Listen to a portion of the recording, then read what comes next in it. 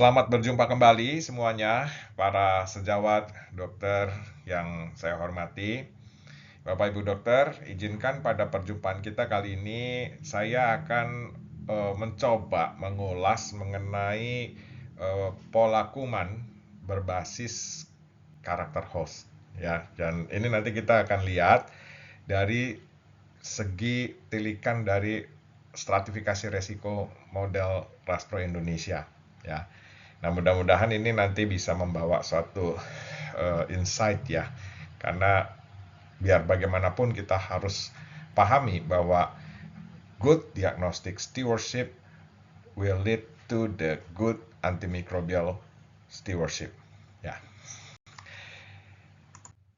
Bapak Ibu dokter yang saya hormati, izinkan saya kembali reminder ya mengenai adanya teori selective pressure. Ya, kita ketahui semua teori ini adalah teori yang menjelaskan mengenai terjadinya resistensi secara global. Ya, di mana kita ketahui bahwa setiap kali kita memberikan antibiotik, maka pada saat yang bersamaan kita menciptakan satu possibility kemungkinan munculnya kolonisasi-kolonisasi baru yang resisten terhadap antibiotik yang mungkin kita berikan. Ya, nah ini kita lihat di sini ya Bapak Ibu dokter, begitu kita berikan antibiotik, ada kemungkinan munculnya mutasi-mutasi, ekspresi-ekspresi gen yang resisten terhadap antibiotik yang kita berikan. Sementara yang lain yang sensitif, yang tidak bermutasi, yang tidak memiliki gen resisten, dia akan mati. Tetapi yang bermutasi dan mengekspresikan gen resisten, dia akan berubah karakteristiknya, dia akan muncul resistensi terhadap antibiotik. Ya, nah ini adalah teori global saya rasa ya, teori tekanan seleksi yang sifatnya global, dan pada akhirnya memang akan terjadi perbanyakan diri dan akan membentuk suatu kolonisasi-kolonisasi yang resisten juga. Nah, tetapi di sini Bapak Ibu dokter, adanya teori tekanan seleksi ini tentunya akan membawa dampak bagi kebijakan dalam pelaksanaan PPRA, pengendalian resistensi antimikroba. Nah, kita ketahui bahwa kultur ini adalah satu backbone ya, satu tulang punggung dalam pelaksanaan pengendalian resistensi antimikroba. Jadi ini kan kultur ini merupakan bagian dari diagnostic stewardship untuk melaksanakan menjadi backbone bagi antimicrobial stewardship. Nah, mungkin ini saya akan mencoba mengulas di sini Bapak Ibu dokter ya, bahwa kultur itu memiliki dua fungsi. Yang pertama adalah fungsinya sebagai diagnosis infeksi pada individu. Ya, ini jelas ya, pasien dengan pneumonia, kita kultur spesimen dahaknya, kemudian kita lihat apa kumannya, sensitif apa, resisten apa, dan demikianlah kita mengidentifikasi kuman berikut sensitivitas antibiotiknya ya. Dan dengan demikian kalau kita berikan antibiotik sesuai kultur, maka kita memberikan antibiotik atas dasar indikasi definitif ya. Ini jelas, ini untuk yang pertama adalah sebagai diagnosis individu. Tetapi jangan lupa Bapak Ibu dokter sejawat semua, bahwa fungsi kultur ini memiliki fungsi juga sebagai diagnosis komunitas. Kalau saya melihatnya, nanti kita bisa diskusi ya, kalau saya melihatnya, kalau kita masuk ke dalam fungsi kultur sebagai diagnosis komunitas, ini kita memiliki dua fungsi lagi ya, Bapak Ibu dokter, rupanya di sini. Yang pertama adalah sebagai surveillance. Ya, ini kalau kita lihat dari kata-katanya yang namanya surveillance, survei, ya ini kita sebenarnya hanya mensurvei gitu ya. Berarti kita hanya melihat sebelum dan sesudah misalnya. Atau mungkin kita lihat 1 tahun, itu berapa banyak temuan ESBL, berapa banyak kuman-kuman tertentu yang mungkin resisten terhadap cephalosporin, quinolone, dan sebagainya. Ya, jadi ini survei. Kalau saya melihat, Bapak Ibu dokter, survei ini kita mengambil dalam suatu waktu tertentu aja. Jadi kita tidak terpengaruh atau tidak melihat lagi bagaimana karakter hostnya, timing pengambilan sampelnya, dan sebagainya. Ya karena namanya juga survei, ya kan? Dan ini bisa jadi kalau kita lihat bisa menjadi salah satu indikator ya. kalau Bapak Ibu dokter mungkin baca di Kementerian Keputusan Menteri Kesehatan tentang standar akreditasi rumah sakit ya yang terakhir tahun 2024 itu memang salah satu yang dinilai elemennya itu adalah surveinya. Ya di situ dilihat ya, kalau saya membayangkan tentu dilihat before and after gitu ya, sebelum dan sesudah intervensi. Tentu setelah diintervensi PPRA-nya gitu ya, dilakukan suatu tindakan, kemudian kita bisa lihat mungkin dalam jangka waktu tertentu sebelum dan sesudah intervensi, bagaimana temuan dari kuman-kumannya, survei dari kuman-kumannya, menurun nggak kategori-kategori multi drug resistennya.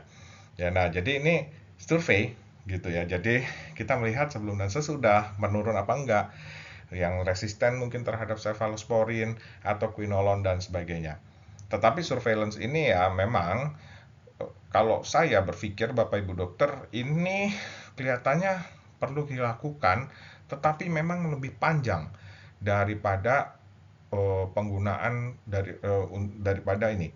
Jadi dia tuh waktunya memang panjang untuk melihat compliance ya. Jadi compliance antibiotiknya, apabila compliance antibiotiknya baik, harapannya adalah terjadinya penurunan temuan multidrug resisten gitu ya.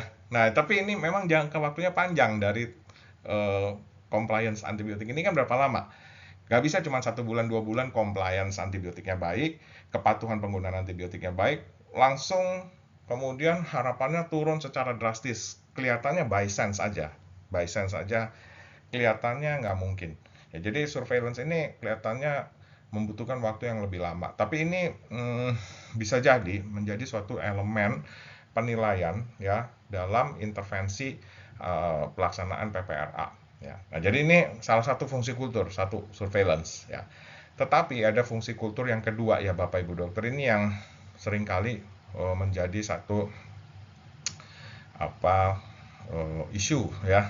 Ini ya fungsi kultur sebagai salah satu elemen yang dipertimbangkan dalam pembuatan antimikroba empirik. Nah, kalau saya melihat Bapak Ibu dokter di sini antara fungsi kultur sebagai surveillance dan pertimbangan pembuatan antimikroba empirik, di sini ada satu perlakuan yang berbeda gitu ya. Kalau tadi surveillance ini kita tidak melihat timing, tidak melihat host character gitu ya. Jadi kita mungkin hanya melihat sebelum dan sesudah intervensi PPRA, berapa sih temuan ESBL-nya, berapa sih temuan carbapenemase resistennya, berapa sih temuan kuman yang resisten quinolone dan sebagainya, ya kita lihat itu namanya juga survei. Nah, tapi kalau kita masuk ke dalam pertimbangan pembuatan sebagai dasar ya, fungsi kultur sebagai dasar pertimbangan pembuatan panduan antimikroba empirik, saya melihat di sini ada satu perlakuan yang harusnya berbeda. Ya, mengingat tadi adanya teori selective pressure tadi, ya maka tentu pola kuman yang harus dipertimbangkan untuk dijadikan antimikroba empirik ini kelihatannya harus mencakup timing, host character yang seragam. Ya, nah kita lihat nanti pada slide berikutnya. Nah, ini Bapak Ibu dokter. Ya, ini setting. Kita tahu Bapak Ibu dokter ya, bahwa di sini ya ada setting 1, setting 2. Kalau kita lihat Bapak Ibu dokter, pada setting 1 pasien masuk, spesimen kulturnya nggak diambil, langsung diberikan antibiotik empirik. Ya, nah kemudian nanti pada mungkin udah 5 hari, 7 hari dengan antibiotik empirik baru kulturnya diambil di sini. Ya, pasien kedua juga begitu. Kulturnya nggak diambil dulu, spesimen kulturnya nggak diambil dulu, antibiotik empiriknya masuk, baru setelahnya nanti kulturnya baru diambil. Demikian juga pasien ketiga, 4 dan seterusnya. Nah, di sini Bapak Ibu dokter, jadi antibiotik empirik masuk dulu. Spesimen kulturnya diambil setelah antibiotik empiriknya masuk. Ya, gitu. Ini setting 1. Kemudian ada setting 2. Setting 2 pasien masuk, spesimen kulturnya kita ambil dulu sebelum antibiotik empirik masuk. Ya, jadi spesimen kulturnya kita ambil dulu. Boleh nggak antibiotik empirik masuk? Boleh. Ya, oleh karena itu ada istilah antibiotik empirik ya, antibiotik yang belum didasarkan pada temuan kuman. Tapi sebelum antibiotik empirik ini masuk, Bapak Ibu dokter, kita ambil dulu spesimen kulturnya, gitu kan? Ya nanti kalau misalnya spesimen kulturnya ditemukan di belakang, antibiotiknya kemudian mau disesuaikan dengan temuan itu, yang sensitif mana gitu, itu silahkan. Tapi paling tidak, Bapak Ibu dokter, kita harus mengambil kultur di awal, gitu kan? Ini setting 2 nih. Jadi begitu pasien masuk dengan urinary tract infection, ya kita ambil dulu kultur urinnya. Pasien masuk dengan pneumonia, ya kita ambil dulu kultur sputumnya gitu kan. Baru empirik antibiotiknya masuk, setelah itu nanti kita lihat hasilnya belakangan, kita sesuaikan nggak apa-apa. Tapi paling nggak kulturnya diambil dulu, ya gitu. Jadi bukan artinya antibiotik itu menunggu hasil kultur. Ini kulturnya diambil dulu, gitu ya. Ini catatan dan tolong digarisbawahi. Tapi di sini Bapak Ibu dokter, antara setting 1 dan setting 2, kita bisa lihat ya Bapak Ibu dokter di sini. Yang satu empirical antibiotik dulu, baru diambil spesimen kultur. Yang setting 2, spesimen kulturnya diambil dulu, baru empirik antibiotiknya masuk. Nah problemnya, baik di setting 1 maupun di setting 2, ini kan temuan-temuan, kumpulan temuan itu kan dijadikan satu pola kuman gitu ya. Nah kita bisa melihat di sini. Kalau teori selective pressure itu memang betul demikian adanya, kira-kira antara setting 1 dan setting 2, mana yang lebih cenderung, lebih tendensi untuk hasilnya itu merupakan hasil dari selective pressure, tekanan seleksi. Saya kira mungkin yang setting 1 gitu ya. Jadi karena ini udah dapat antibiotik empirik dulu sebelum kultur diambil. Sedangkan di sini udah diambil kultur dulu sebelum dapat antibiotik empirik gitu. Ya, jadi kalau kita lihat secara populasional, mungkin setting 1 ini merupakan kelompok yang lebih tendensius untuk hasilnya itu merupakan dari hasil sudah terjadi dari selective pressure.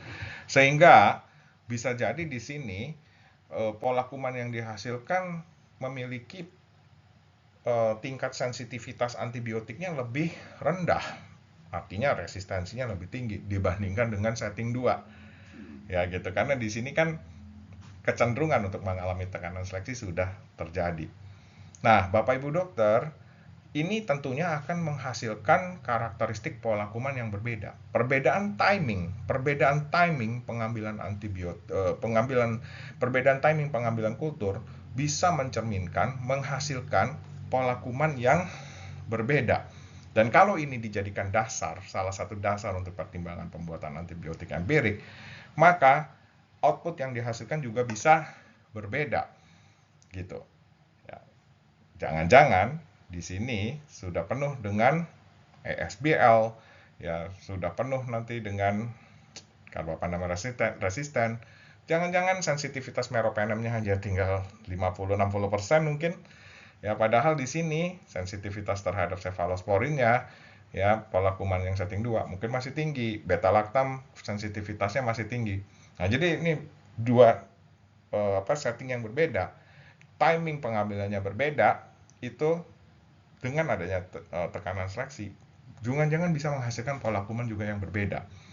Ya, saya cenderung di sini harus dilakukan yang setting 2. Jadi sangat baik bagi sejawat, teman-teman di rumah sakit ya, itu bisa dibuatkan SOP pengambilan kultur ketika memang pasiennya didiagnosis mengalami infeksi tertentu. Ya, sangat baik kalau kultur diambil dulu sebelum antibiotik empirik masuk. Kultur diambil dulu, mungkin nggak harus menunggu hasil kulturnya, antibiotik empirik boleh masuk, baru setelah itu dideeskalasi setelah hasil keluar, gitu ya, pola pekerjaannya kira-kira ya, secara umum lah gitu. Nah ini jadi kita lihat di sini. Nah Bapak Ibu dokter, ini mungkin penelitian sangat dengan limited source ya, terbatas. Tapi saya hanya mau menunjukkan di sini Bapak Ibu dokter bahwa pada hasil ini ya, ini dua-duanya diambil dari kultur jaringan lunak, tetapi yang satu diambil dari komunitas ya, jadi artinya pasien-pasien yang baru dapat tiba di UGD, belum dapat antibiotik, diambil pushnya di kultur, dan kemudian dia lihat sensitivitasnya. Dan yang satu lagi ini udah dapat antibiotik, sudah dapat dirawat ya sampai maksimal 7 hari, baru diambil ya ininya kulturnya. Nah kemudian ini kita lihat prosentase sensitivitasnya ya, secara proporsi mayoritas dari gram positif yang dihasilkan dari populasi yang belum dapat antibiotik, baru pertama kali tiba gitu ya di UGD, mayoritas itu 95,5%, mayoritas gram positif, maaf, itu Staphylococcus aureus, 95,5% itu masih sensitif terhadap oksasilin. Jadi di sini rupanya masih bisa digunakan penisilin, beta-lactam dan sebagainya. Mayoritas gram negatif temuannya Pseudomonas sp ya. Yang sensitivitasnya ini kita lihat terhadap meropenem, imipenem, piperacillin, tazobactam itu masih 90% ke atas ya, levofloxacin 69,2, amikacin 84,6.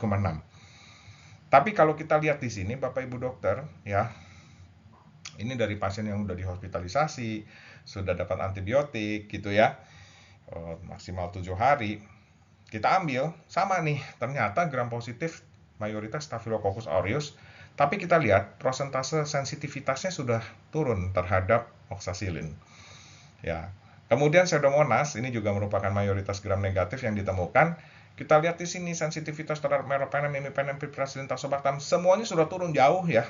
Lumayan cukup jauh juga nih, piperacillin, tazobactamnya juga turun, meropenem turun ya dari yang diambil pada saat di awal sebelum mereka diberikan antibiotik dan sebagainya. Dan kalau ini mungkin hanya contoh kecil, tidak representatif dengan sumber yang terbatas. Tapi kalau kita perbesar mungkin sampel ini, jangan-jangan bisa didapatkan suatu karakteristik pola kuman yang besar dengan karakteristik yang berbeda. Sehingga Bapak Ibu dokter, ini ya saya hanya mau menunjukkan bahwa pengambilan dengan sampel kultur dengan timing yang berbeda sebelum dan sesudah perawatan, sebelum dan sesudah pemberian antibiotik gitu ya, itu juga bisa jadi menghasilkan pola kuman yang juga berbeda. Dan ini kan nanti akan mempengaruhi kalau dipertimbangkan atau dijadikan dasar pertimbangan untuk pembuatan panduan antibiotik empirik. Ya, jadi implikasinya adalah ya kita harus punya satu SOP di mana memang kultur harus diambil terlebih dahulu sebelum antibiotik empirik masuk. Jadi bedakan tadi mungkin dengan surveillance ya. Bedakan dengan surveillance. Kalau surveillance tadi kita nggak lihat timingnya, kita nggak lihat host karakteristiknya, kita ambil aja begitu ya. Nah tapi ini bisa menjadi satu indikator gitu ya, penilaian lah gitu sebelum dan sesudah. Tapi justru mungkin ini kalau surveillance tadi membutuhkan waktu yang lebih lama. Ya kan antibiotiknya bagus, comply, baru setelah itu terjadi perubahan, turun prosentase temuan kuman multidrug resistannya gitu kan. Nah ini berbeda, tapi kalau misalnya memang mau dijadikan dasar untuk pembuatan pola kuman, dasar pembuatan panduan antimikroba empirik, saya pikir Bapak Ibu dokter ini harus kita ambil pada timing yang sama. Ya, nah ini baru soal timing ya. Nah sekarang kita lihat lagi Bapak Ibu dokter, ya ini juga satu survei ya, suatu penelitian kecil aja. Tapi kita lihat di sini ya Bapak Ibu dokter, antara temuan kultur yang multidrug sensitif vs temuan kultur yang multidrug resisten. Ternyata Bapak Ibu dokter ya, dari 49 temuan kultur yang multidrug resisten, 89,80% di sini itu dia ada riwayat ya, dia immunocompromised dan ada riwayat penggunaan antibiotik lah kurang dari 90 hari yang lalu. Ada riwayat hospitalisasi lah kurang dari 90 hari yang lalu, dan atau penggunaan instrumen medis lah kurang dari 90 hari yang lalu. Nah, VS yang 57 temuan ini, Bapak Ibu dokter yang multidrug sensitif, ya ini ternyata nggak ada riwayat-riwayat itu. 94,74% tidak ada riwayat 3 bulan yang lalu ada riwayat antibiotik dan atau ada riwayat hospitalisasi dan atau penggunaan instrumen medis. Nah, di sini Bapak Ibu dokter, kalau kita lihat bahwa perbedaan timing, perbedaan karakteristik host, itu jangan-jangan bisa menyebabkan atau menampilkan perubahan atau perbedaan dari pola kuman. Nah ini kita brainstorming aja ya Bapak Ibu dokter ya. Dimana ini kan pola kuman ini sekali lagi bisa dan perlu dipertimbangkan untuk pembuatan panduan antimikroba yang empirik. Nah, jadi pola kuman ini juga bisa berbeda-beda sesuai timing karakteristik hostnya. Walaupun ya memang betul, pada penelitian ini, penelitian sekali lagi dengan jumlah yang terbatas, dan belum dilakukan satu korelasi-korelasi. Ya, tapi kita lihat nanti dari penelitian yang teman-teman sejawat yang lain ya. Nah, ini kita lihat ya Bapak Ibu Dokter ya. Ini ada peneliti juga ya, dia membagi pasien, dia membuat satu stratifikasi resiko tersendiri ya. Kemudian dia membagi pasien berdasarkan karakteristiknya. Ya, ada pasien karakteristik ya, stratifikasi resiko tipe 1, kemudian ada stratifikasi resiko tipe 2 dan tipe 3. Tetapi ini berbeda ya dengan stratifikasinya RASPRO Indonesia. Jadi stratifikasi resiko ini bisa dibikin oleh banyak khalayak berdasarkan kepustakaan-kepustakaan. Nah, kalau kita lihat di sini Bapak Ibu Dokter, yang dimaksud dengan stratifikasi resiko 1, ya ini dia nggak ada semua nih hospitalisasi 90 hari terakhir gitu ya, nggak ada antibiotik dalam 90 hari terakhir, tidak ada comorbid condition ya, tidak ada penggunaan prosedur-prosedur invasif dan sebagainya gitu ya. Nah, ini kira-kira di stratifikasi risiko tipe 1, sedangkan di tipe 2, kalau ada salah satu lah gitu ya, atau beberapa mungkin dari sini, ya ini dia masuk stratifikasi risiko tipe 2. Jadi ada riwayat hospitalisasi lah kurang dari 90 hari yang lalu, ada penggunaan antibiotik lah kurang dari 2 ya dalam 90 hari yang lalu, kurang sama dengan 2 jenis dan sebagainya. Stratifikasi risiko tipe 3 demikian juga. Ya, ada riwayat hospitalisasi kurang dari 90 hari yang lalu, penggunaan antibiotik lebih sama dengan 3 jenis pada 90 hari terakhir gitu ya. Kemudian ada comorbid condition, di sini termasuk CKD dan sebagainya. Tapi di sini Bapak Ibu Dokter yang mau saya tekankan adalah ada perbedaan karakter host kelompok yang pasien-pasien masuk stratifikasi risiko tipe 1, risiko tipe 2, dan tipe 3. Agak berbeda dengan stratifikasi risiko RASPRO, tetapi di sini dia membagi juga pasien-pasien berdasarkan karakteristik host, mungkin berdasarkan review-review yang penelitian jurnal-jurnal yang mereka baca. Nah, tapi kita lihat, kemudian diambil kultur-kultur dan dikelompokkan berdasarkan karakteristik host ini. Nah, ini kita lihat Bapak Ibu Dokter. Ternyata memang didapatkan hasil yang berbeda. Sebagai contoh, di sini kalau secara umum ya Bapak Ibu Dokter ya, mohon maaf kalau agak kecil. Secara umum kita lihat di sini stratifikasi yang risiko tipe 2 ini banyak ESBL. Sementara yang stratifikasi risiko tipe 3 ini lebih banyak ditemukannya Carbapenem resistance Enterobacter (CRE). Juga MRSA di sini ya, Bapak Ibu Dokter. Nanti bisa dicari sendiri jurnalnya. Nah, jadi di sini Bapak Ibu Dokter, yang mau kami tekankan adalah perbedaan karakteristik host, perbedaan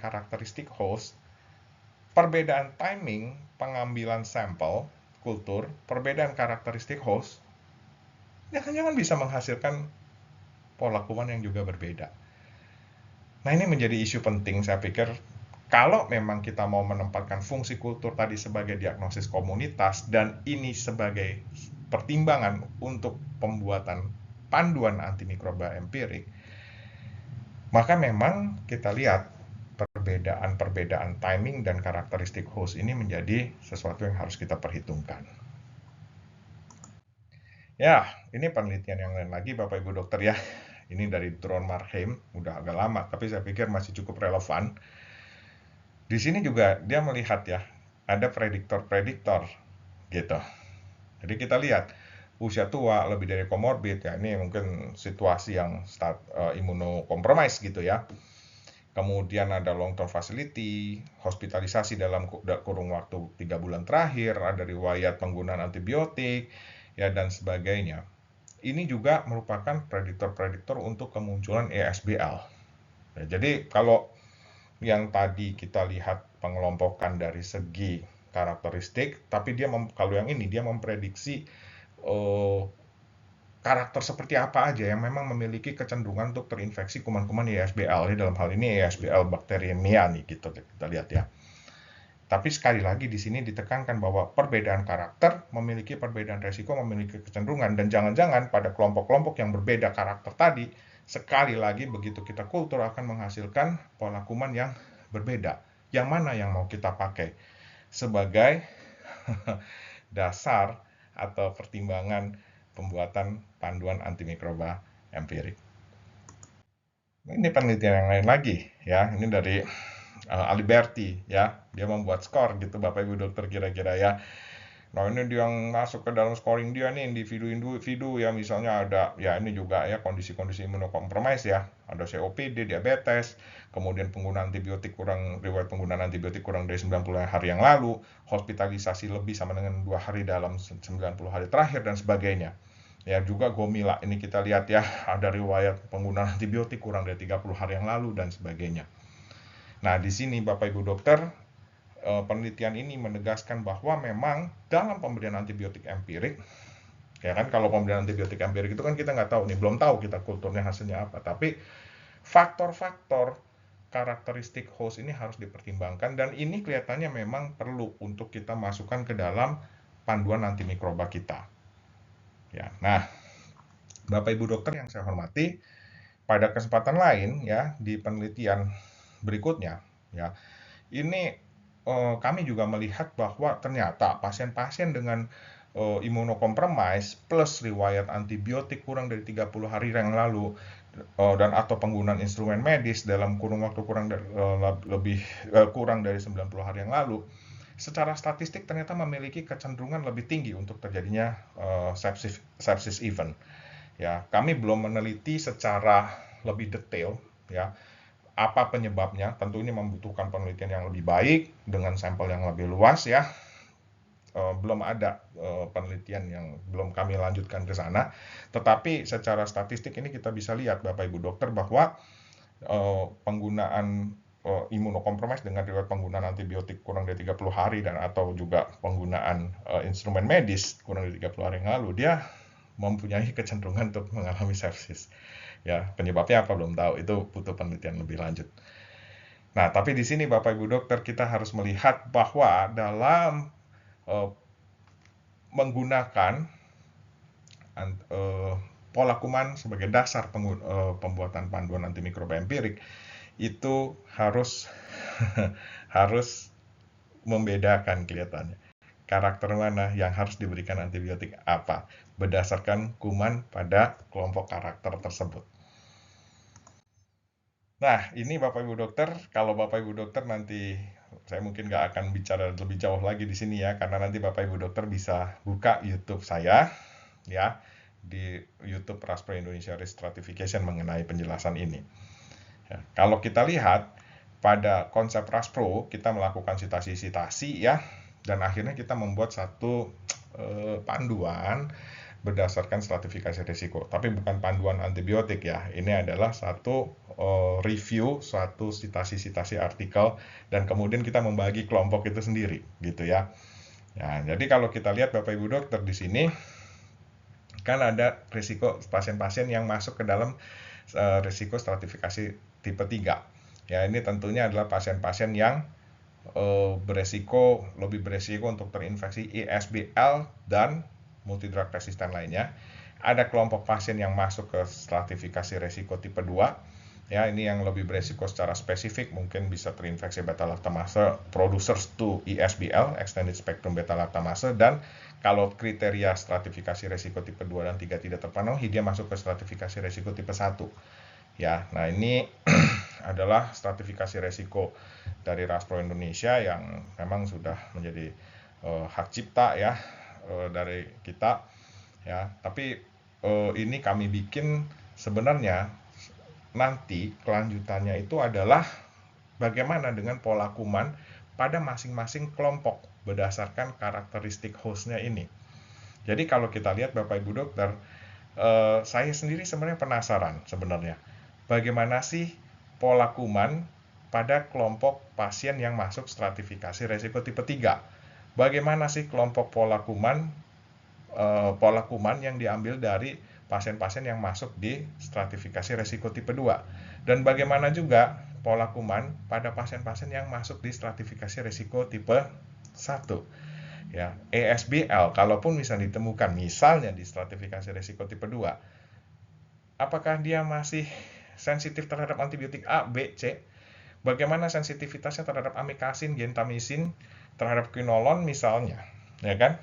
Sedangkan di stratifikasi resiko tipe 3, ya, apakah memang apa yang kebanyakan ditemukan di situ? Apakah MRSA ataukah ESBL, ya? Kemarin kita udah pada YouTube yang lalu kita udah lihat ya, ESBL sendiri itu ada macam-macam stratifikasi, macam-macam klasifikasi dari genotipenya. Ya, ada Ambler classification, ada ESBL yang bahkan juga merupakan carbapenemase producers yang akhirnya menjadi resisten secara fenotip terhadap carbapenem misalnya. Nah, ini pola kumannya bagaimana di stratifikasi resiko tipe 3, tipe 2, juga bahkan juga tipe 1. Ya, kalau ini juga banyak pertanyaan kan di tipe 1.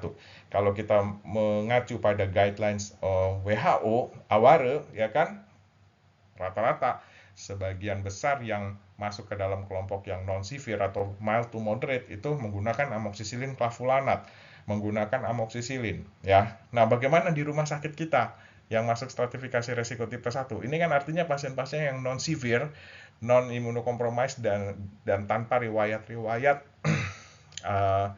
antibiotik, hospitalisasi lah, atau tanpa riwayat penggunaan instrumen medis dalam kurang waktu 90 hari terakhir misalnya. Bagaimana pola kumannya? Nah, jadi Bapak Ibu dokter, dari sini saya mempunyai satu pemikiran gitu, apakah kita perlu membagi pola kuman berdasarkan karakteristik host ini? Karena kalau saya sendiri, Bapak Ibu dokter, sebagai klinisi, saya berpikir cukup perlu ya, gitu. Karena ini nanti kan akan mengguidance dan harus ada kolaborasi juga antara dokter laboratorium dengan klinisi, supaya klinisi itu juga bisa terguidance dalam membaca daripada pola kuman itu, sehingga terjadi satu kolaborasi yang baik, terbentuklah suatu panduan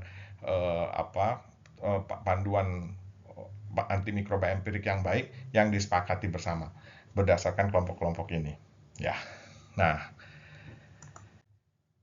ya Bapak Ibu dokter. Jadi singkatnya begini ya. Jadi kalau kita lihat di sini ya, pada konsep Raspro sendiri kita membuat suatu tabel seperti ini ya, yang menstratifikasi pasien dari resiko tipe 3, 3, 3, 3, 2 dan akhirnya 1.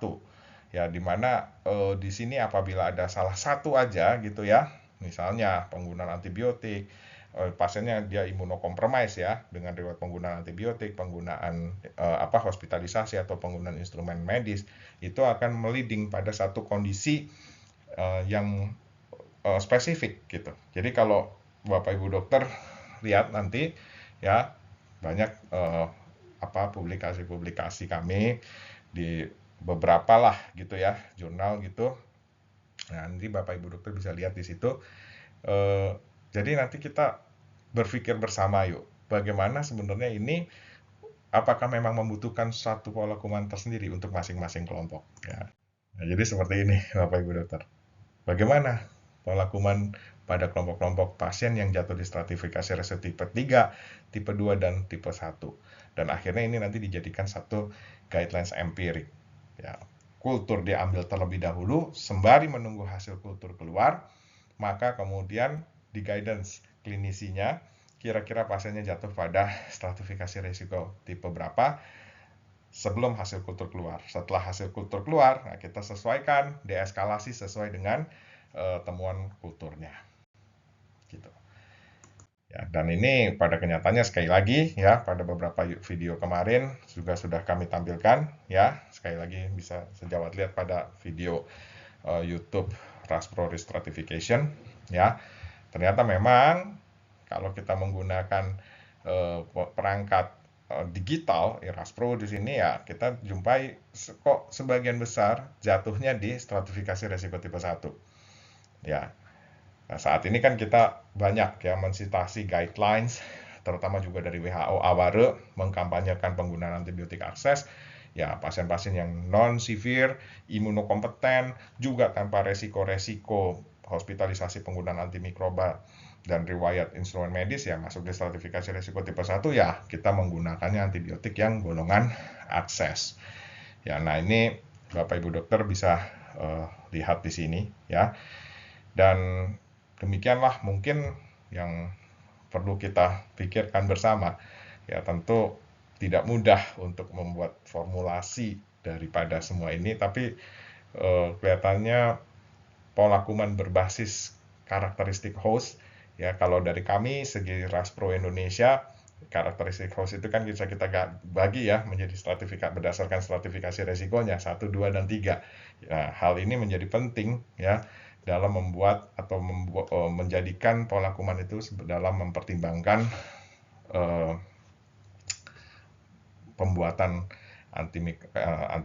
panduan antimikroba empirik. Nah, ini Bapak Ibu dokter, mungkin demikian yang bisa saya sampaikan. Terima kasih atas perhatian Bapak Ibu dokter semua. Ya, kita juga mengerti Bapak Ibu dokter dalam operasional sehari-hari, pengambilan sampel menjadi hal yang kerap kali tidak mudah dilakukan. Ya, kalau kami boleh mengelompokkan bisa ada 3 obstacles ya, biasa ada 3 hambatan. Hambatan host, hambatan administratif, dan hambatan fasilitas biasanya. Kalau hambatan host jelas ya, ternyata fokus infeksinya susah diambil sampelnya, on-site gitu ya. Atau mungkin pasiennya anak-anak yang pneumonia, nangis, nggak bisa diambil dahaknya pada saat itu gitu ya. Nah, itu hambatan host. Ada juga mungkin tadi hambatan administratif, tidak di cover misalnya dengan asuransi yang dipunyai oleh pasien dan sebagainya. Atau ada hambatan fasilitas, laboratorium atau tenaga ahlinya memang nggak ada. Ya, jadi ini mungkin menjadi banyak PR bagi kita bersama, tetapi semoga YouTube ini bisa menjadi satu tilikan bersama ya. Ke depan memang mungkin dengan adanya moda-moda digital dan sebagainya, dengan ada konsep yang sistem ya, yang jelas, yang baik, kita bisa berharap ya nanti hal ini bisa kita cover gitu ya, mudah-mudahan. Jadi kita bisa membuat suatu pola fenotip kuman berdasarkan karakternya, sehingga bisa lebih mengarahkan klinisi, oh kalau karakternya seperti ini, panduannya seperti ini.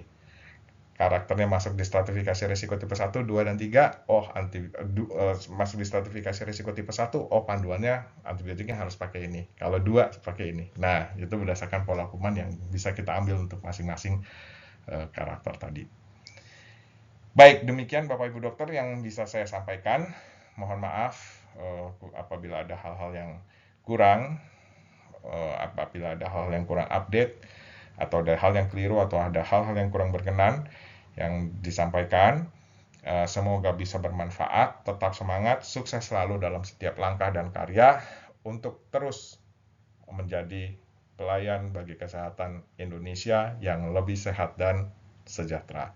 Terima kasih, sampai jumpa di lain kesempatan. Selamat sore.